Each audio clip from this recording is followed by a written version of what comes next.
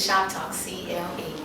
I am Shawn Literacy, and this is my co-host, Dr. Lisa McGuthry, our Favorite Things boutique owner and our Cleveland Zone boutique boss. Today, we have a very special guest with us in the side of the studio, St. James. And what we're going to be talking about, he's just going to share a little bit of his story. He's going to share with Cleveland some of his efforts that he's trying to do in the Glenville area. And then we're going to share how you can get involved and how you can make a difference in your community. Welcome, St. James. I'm glad to have you on the show today. I'm glad to be here today. How are you doing? All right. Good. How are you? I'm doing great. First, I just wanted to know if you would just share some of your battle with literacy, some of the story about reading and how reading, why reading is so important to you today. Okay.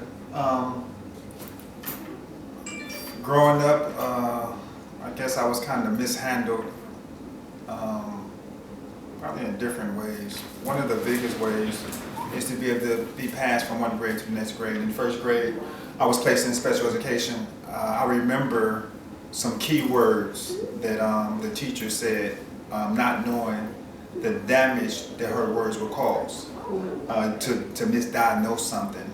And I'm not sure if she did it intentionally, maybe she just didn't know. But the words was, James tries really hard, but he can't get it. Those words was condemning. And to say that to a first grader will bind him, put him in bondage in prison of his own thinking. So from that moment, I can't ever remember trying, but I was placed from one class to the next class without ever being able to read. I graduated high school without being able to read, and was given the diploma and said, go out there and be successful. Product of your environment is you see what's going on in your environment. And I grew up in a rough neighborhood. I grew up in the projects where the successful people were the drug dealers. They had the nice cars. They had all the attention to the jury and stuff like that. And I eventually got into selling drugs, and I became successful in it, not knowing what it would bring. I brought a level of success, but it brought some hidden things that I didn't know. I was going to have to protect myself, protect my investment, protect my hustle, because if I allow somebody to come and take what I got, then I become a target. So now I got to become violent when all I want to do is get some money so I can live a successful life. I wanted to be able to provide for myself, get nice things like clothes and jewelry, and just look the part. And because I wasn't able to read, that's the only way that I thought I had the only option. And truth be told, it probably was at that particular time. For a good reason is James tries, but James can't get it in the first grade. So those condemning words, it's so important to speak life, because what I've learned, that it wasn't me that had an issue. It was the method of teaching me that was the issue. And me now understanding there's different methods to teaching a kid. I had to learn my method. But wound up selling drugs. I went to prison, and I would say that's God's grace, because He could have left me in the streets dead. Because had I been in the streets probably longer than I was, I probably would have been death sentence. And I didn't really understand it when I got locked up, but I did smile. I remember myself smiling, saying, "Look what you got yourself into, self-responsibility." Not ever pointing the finger at somebody else. I took responsibility for my own actions, not knowing that I was going to meet God on that road right there. So because my spiritual relationship with God, that came first. A year in prison, and hearing God speak to me through other people. It was two inmates, and they're talking about Saul on his Damascus road. When that conversation, when Jesus was asking Saul, why are you persecuting me, kind of lifted me from my low place, and God drew me to Himself, because they wasn't even talking to me. Wow. It was a predestined conversation for me, and when I heard that, it just changed my life. I mean, literally changed my life to the point now I want to know who God is. Now, there have been seeds planted throughout life where somebody say something about God, well, they give you chips and hot dogs once you hear the word of God. Father Abraham, after his son Lion, one of them. Those were seeds. And the Bible says that one man plants seeds, another man waters the seed, and God get an increase. Whenever God gets ready for that thing to grow, then it'll grow. So in prison, I had that, God spoke to me, and I wanted to know who he was for myself. I heard of him, but didn't know him. A lot of us hear, but don't know him. I need to know who you are. Just like we build a relationship because I'm here, I can talk to you, get to know you. I want to get to know God. That's right. So I was there a year before this, and I noticed that there was ministry on TV, TD Jakes, Creflo Dollar, Wine in the Bottom, Eddie Long, all this stuff. So I got up early and I put in the work. I listened. I went to the library and watched movies because I couldn't read. And it was a thing, because remember, what condemned me was James tries hard but he can't get it. But when I heard what God said, greater is he that is in you, that's in the world, I can do all things through Christ who strengthens me. Right. Reverse that effect that my first grade teacher had on me. So when I heard that, I said, okay, God. And then I heard about faith. I said, okay, God, if you real, because I need to know you're real. I can't just go what mama said, what grandmama said, what auntie. I need to know for yourself, is you real? So I said, if you teach me how to read, I'll study your word. You know, I'm making a deal with God. You know what I'm saying? So We've all done it. Yeah. We've all done it. Teach me. And it's funny that you would say first grade. My oldest daughter, and I'll never forget her name, Dr. Dunlap, Yeah. told us that she was going to hold Anita back in first grade. And my husband, as her advocate, he said, you need to show me why she should be held back. Yeah. Well, she's young. Her birthday is August 6th, and school starts here developmentally. It's just not there. My husband said, you got to show me something else. Now, had we not advocated for our daughter, they would have held her back. Yeah. And I was okay, but my husband wouldn't have it. He said, you need to show me why we're going to hold her back, because she can. Yeah. She will. And she will. Absolutely. And she graduated from Ohio State, magna cum laude, just with her master's degree. Yeah. So after you made, sorry, I didn't know we were going to have a tearjerker in ShopTalk CLE today, but that story touched me. Yeah. Because I am a literacy advocate, and I knew raising a single mom, raising a black son, if I could teach him how to read, I felt like he could conquer the world. So for me, I started out on a mission. Derek started to read at 3. Okay. He runs his own initiative now called Boys Do Read, but he says, Mom, I want to make reading fun again, because reading is some reason not deemed cool for boys. A lot of parents would rather dress them up and make sure they can do the latest dance on TikTok versus sit down and read a book with them. I came up with an acronym, and then I'm gonna let you finish sharing your story about when you made that plight with God. But I came up with an acronym. Children need care. And we hear that our whole life, but they need consistent and repetitive efforts. And they need it from us first. It's not when just we send them into the school walls. It's with us. They need that carpet time. I'm very busy, but we got books in the car. Turn the radio down, get off the phone, and allow that child to read to you in the car. We're gonna go to a short commercial break. Also, at this time, if you have a small business and you would like your business, or maybe a big business, or any business, or a new business that's soon to come, you can advertise at this time during the break. Our Favorite Things Boutique, Book Boss. Stop by, let her know. Call the boutique, let them know that you would like to advertise for Shop Talk. But it's not just about Lisa and I and what we're doing, but you can get an opportunity to advertise your business as well. We'll be right back.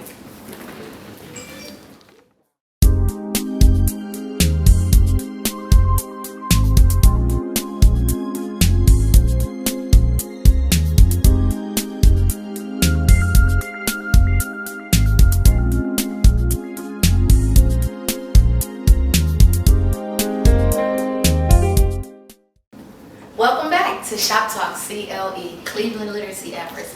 I am Shawn Literacy, and my co-host, Dr. Lisa McGuthry from Our Favorite Things Boutique.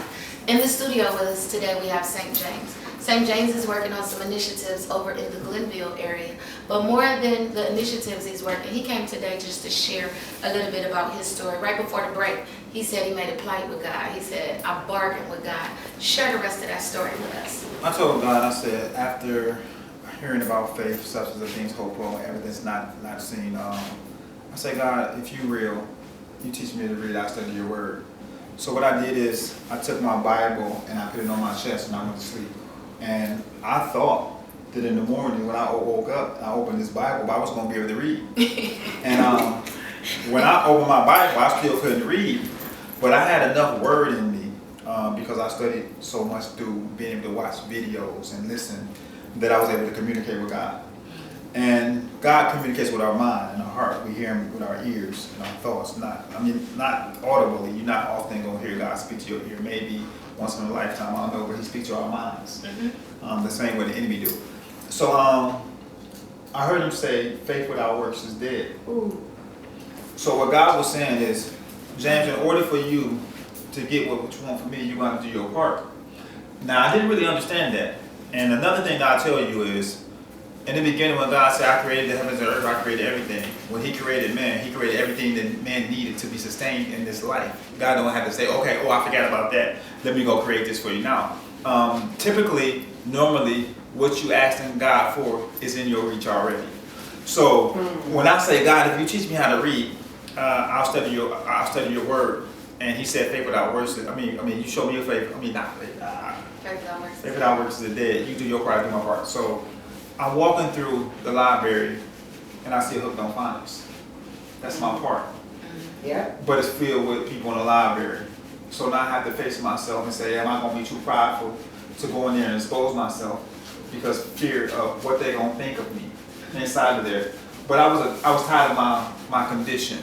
And when you tired of your condition, you don't let anything hold you back, because my deliverance was in that room. Ooh. So I went in there, and despite everybody being there, and it was only in my head because nobody paid me attention. So some of that stuff that we battle was just in our head from the enemy to hold us back. So I went in there and I put on the hooked on phonics. And what I learned is there was a lot of rules to reading that I did not know. Wow. I did not know the rules As to an reading. adult As an man. adult man at the age of 20 or 21 years old, I did not know the rules to reading. Some of us gravitate to stuff more easily. Like, even if you have the ability to know the rules, you can't explain the rules. Some of us, like myself, I need to know the absolute rule. How do this thing work? And when I put on that hooked on phonics, I found out that when you got two vowels together, the first one is silent, the second one says name. And I found out that P make an S sound when it's next to an H. I mean, L sound when it's a P and H makes an L sound. And when I found out that the E at the end is silent, then I began to say, oh, so this was the problem. So somehow they just passed me without explaining these rules to me and make sure I knew these rules, because there was nothing wrong with me in the beginning. Period. I didn't have what I needed to be successful. But once I learned that, then reading was easy. Reading was fun. Man, it just opened up so many doors. So when I did that, I was going through a difficult moment, and I'll share this. It was like my birthday week, and I'm in prison. I thought I was a pretty good guy when I was out. And nobody wrote me, nobody sent me no money, nobody did nothing. So I'm here by myself, and I'm like, how can it be possible? And God will meet you where you at. Because when I got to my room, my cube, it was a book on there, and it was Purpose-Driven Life. And the first thing that book said was, life is not about you. That's right. It's about God. That's right. And the purpose He created you for. It shifted me to take my focus off myself and begin to say, God, well, what did you create me for? That's right. Purpose. What am I here for? So that's why I say prison was God's grace for me. You know what I'm saying? Because you could have left me dead, but prison was the place where God met me at and raised me. So I had that tool to be able to read, and that began to just change my whole life and outcome of everything. I want to thank you for being transparent, for willing to come on ShopTalk CLE. This is the reason why Lisa and I don't want to cry today, Lisa. This is the reason why Lisa and I created this platform. Yeah. It's bigger than us. Absolutely. And these babies can't read. Yeah.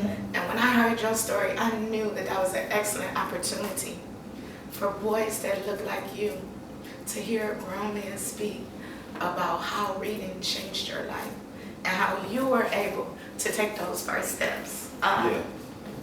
In Cleveland, 66% of Clevelanders function illiterate, meaning they can't read the RTA bus schedule, fill out a job application or a rental application. 66%. When we got ready, when I spoke to Ray about helping me create this platform, Ray said, well, what is it, Chris, that you're really trying to do? And I knew that with the children being at home, virtual learning, it was going to cause another pandemic. I created something called No Corona Summer Slap because children missed a whole quarter of school for COVID-19, plus the summer. And the summer slide is when a child don't read at least 6 books over the summer. When school start back, they not reading at the same grade level. So I thought about the quarter they missed plus the whole summer, and I just said no Corona summer slide, and it took a national platform. But it's not about me. It's about how do we get a love for reading again. How do we get parents to understand the importance of reading 15 to 20 minutes a day? I shared with Lisa just the other day, a grandmother reached out to me. Her grandbaby wasn't reading on the right grade level. The easiest thing for you to do to get caught up is, guess what? Read out loud 20 minutes a day. As a parent, the parent hears the new words, but as a child, they're getting comfortable and more comfortable with reading. Now, I just wanted you to take about 2 or 3 minutes and share what you're doing over in Glenville, what you're working on. All right, I have to tell you this. When I learned how to read, it opened up so many doors because selling drugs made me an entrepreneur. So I immediately understood the concept of reading, but I learned business from the streets. So I was able to believe in myself. Once I believed in myself, everything was possible. God says all things are possible for those who believe in me. So everything that came to my mind, I said I can do that. So now I'm a successful entrepreneur. I got a hall on 105. I have a renovation company that I just started that I'm rehabbing houses. I do electrical, plumbing, drywall, frame, and everything like that. Then I'm about to open up a boutique as well. But boutique boss, right here, boutique boss. She mentors. Yes. The building, when I got this building, God spoke to my heart. He said, "Youth, do something for the youth, do something for the community." And because I was expecting people to help me, and it's like there was no help. I said, well, God, how can I generate my own money so I won't have to beg nobody for their help? So business was coming to mind. So sometimes we move prematurely, and God can speak to our heart and tell us to do something, but He don't tell us everything how it's going to happen. So I had to step back, do business. Now God is drawing me back to the kids. So my heart is for the kids. We have to make a change. Our young people are dying. Every single day is somebody getting killed inside the neighborhood.